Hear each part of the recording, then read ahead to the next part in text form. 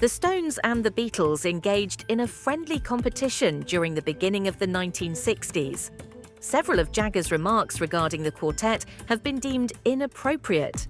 Having said that, he does acknowledge that the Beatles were the model for British rock that had an appeal over the Atlantic.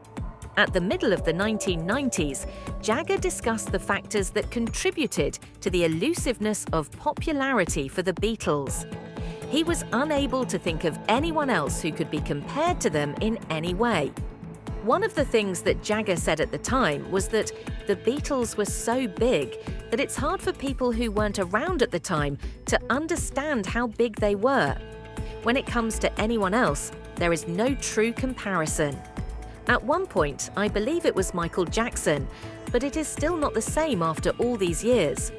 Jagger brought up the comparison between the Stones and the Beatles during the same conversation.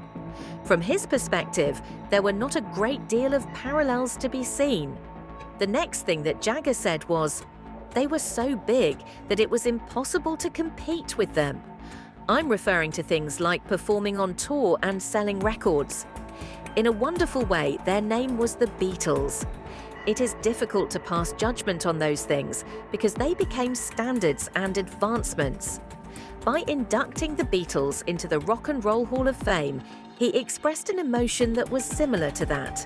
The combo of Paul McCartney and John Lennon, in particular, was the subject of his request for songwriting instruction, as he talked about. According to Jagger, their writing style and their one-of-a-kind approach to making songs was never lost on us. After then, their triumph in the United States opened up a number of avenues that would later be of use to everyone from England. For that, I am quite thankful to them.